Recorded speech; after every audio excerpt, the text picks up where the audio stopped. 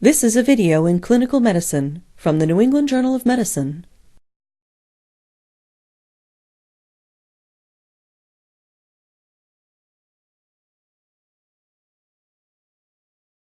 The insertion of a pleural chest tube is often done in a setting where immediate action is required.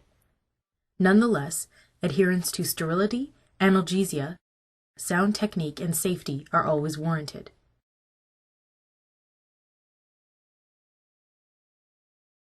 The most common indications for chest tube drainage are pneumothorax that is recurrent, persistent, under tension, or bilateral, any pneumothorax in a patient on positive pressure ventilation, hemothorax, recurrent or symptomatic large pleural effusion, empyema, and chylothorax. There are relative contraindications, mainly based on hematologic abnormalities, such as bleeding diatheses or coagulopathy. Blood products or coagulation factors may need to be transfused in order to reduce the risk of bleeding during the procedure. The procedure should be explained and consent obtained whenever possible from the patient or next of kin. A chest X-ray should be performed when possible prior to the chest tube insertion. Sterilized and fully prepared chest tube trays are often available in the hospital.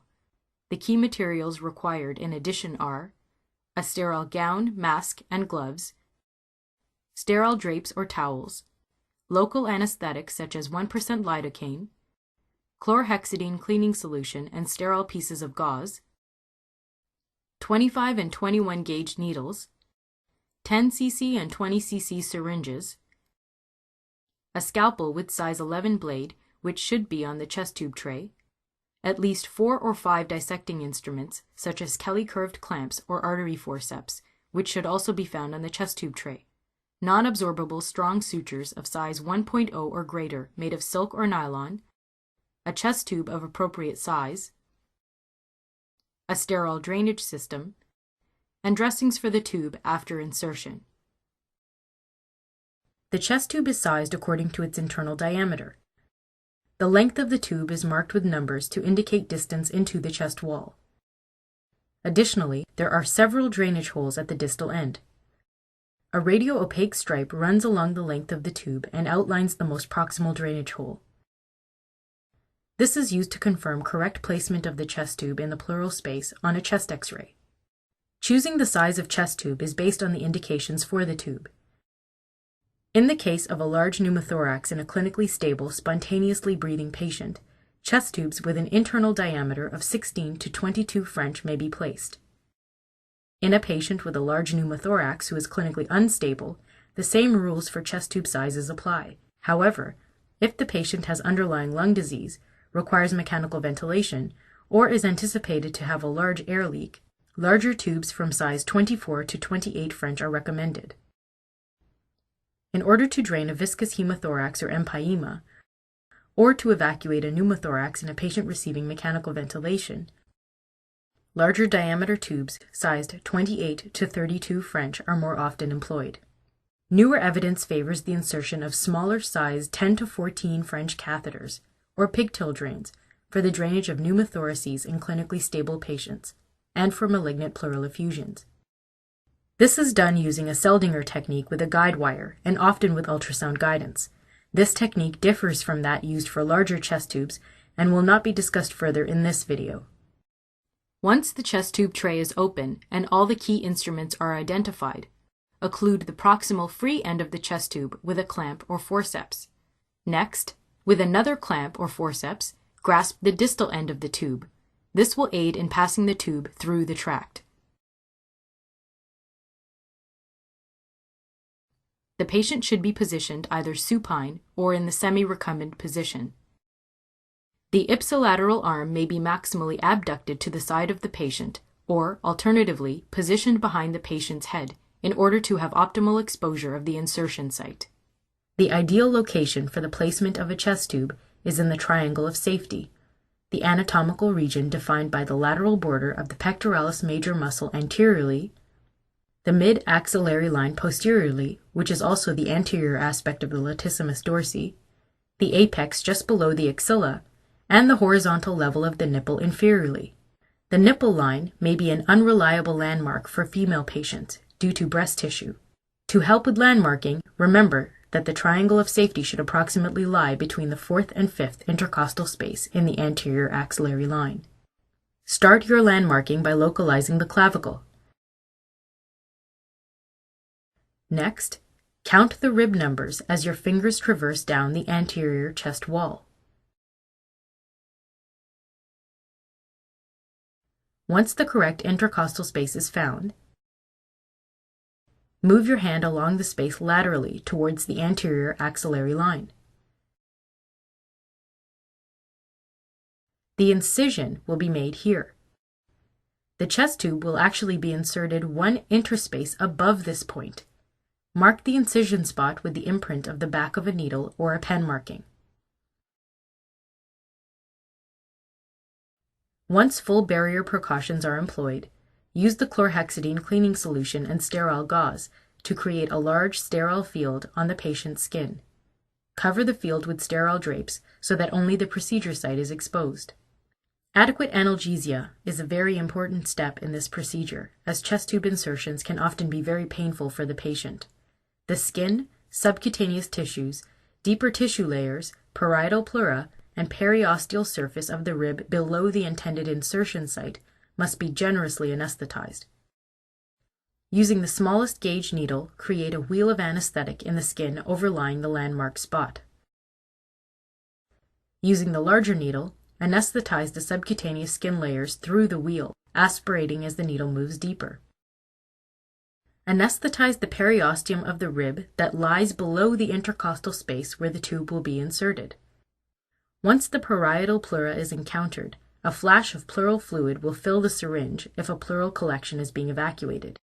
If a pneumothorax is being drained, the syringe may only fill with air as the needle enters the pleural space. Withdraw the needle, aspirating along the entire path.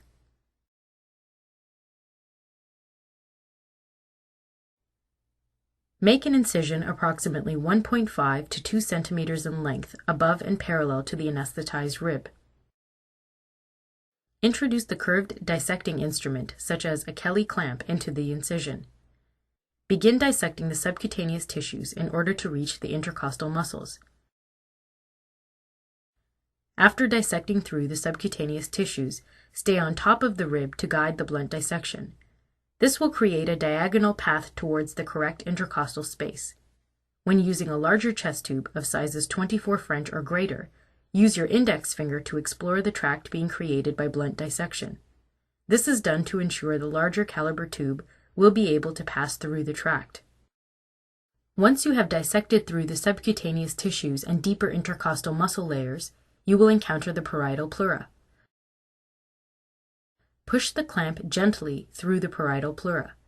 The entry into the pleural space through the parietal pleura is felt as a give or a sudden release of resistance. Alternatively, you may use your finger to penetrate through to the pleural space. Once the pleural space is entered, use your index finger to ensure the lung is not adherent to the chest wall, which may impede passage of the tube into the pleural space. Often, pleural fluid will trickle out through the tract, further confirming entry into the pleural space. Pass the tube through the incision, unclamp the jaws of the Kelly, and then direct the tube through the tract slowly, using your finger as a guide. If the tube is meant to evacuate a pneumothorax, aim it apically towards the top of the lung. If the indication is to drain fluid, aim it basally towards the bottom of the lung. Make note of the depth the tube has passed by keeping track of the numerical markings on the side of the tube.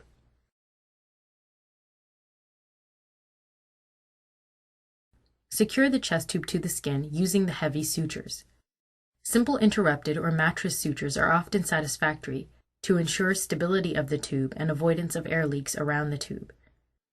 The free ends of the sutures are wrapped around the tube and tied multiple times to secure it in place. Purse string sutures are not recommended as they yield poor cosmetic results and increase the risk of skin necrosis. Once the chest tube has been secured, a petroleum-based gauze dressing should be wrapped around it. Apply several pieces of sterile gauze around the tube. Secure the site with multiple pressure dressings. A chest X-ray must be done to confirm correct placement. On an X-ray, the radio-opaque stripe is visible with an interruption indicating the position of the proximal hole. This hole must be within the pleural space. Otherwise, it is sitting outside the pleura and not draining effectively. This is an indication to replace the tube altogether. Do not advance the tube into the chest, as this can introduce non-sterile tubing into the chest cavity. Before unclamping the free end of the chest tube, firmly connect it to the sterile drainage system. Now unclamp the free end. If pleural fluid is being drained, the fluid level in the drainage system will rise. If a pneumothorax is being evacuated, air bubbles will appear. Do not reclamp the chest tube while there is bubbling. This may lead to recollection of a pneumothorax and may even result in a tension pneumothorax. Most commercially available drainage systems use the 3-bottle model of closed drainage and suction. The most important bottle is the underwater seal, which serves as a one-way valve that allows air and fluid to leave the pleural cavity without the risk of re-entry during inspiration. All available pleural drainage systems contain the underwater seal bottle. Bubbling may be seen in this bottle. This will indicate whether there is an ongoing air leak either from the patient or from the system itself.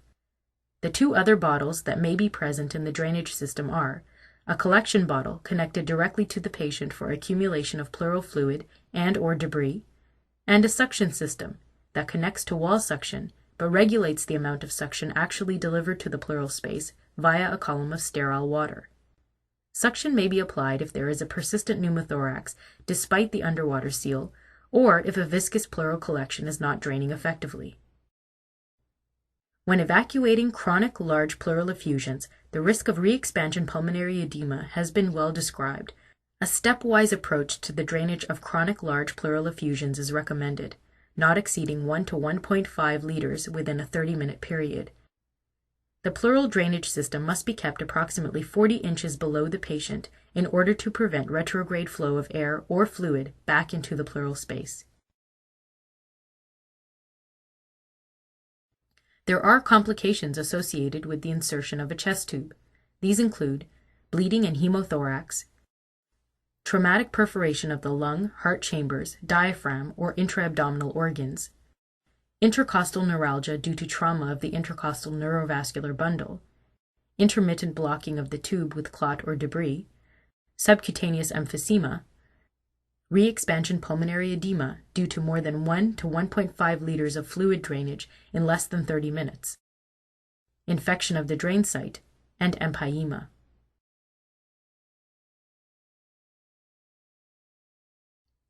The timing of chest tube removal depends on the indications for the chest tube. In the case of a pneumothorax, bubbling must have ceased, the patient stabilized clinically, and the lung re-expanded on a chest X-ray as minimal criteria to remove the tube. If suction is being applied to evacuate the pneumothorax, most clinicians perform a trial of underwater seal alone in order to ensure there is no further bubbling with the suction turned off. Most physicians will perform a chest X-ray 12 to 24 hours after the last evidence of an air leak prior to removing the tube.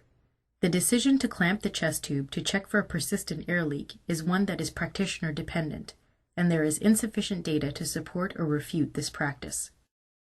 If the chest tube was placed to drain pleural fluid, once the drainage volume is less than 200 cc's in a 24-hour period and the fluid is serous, the tube may be removed.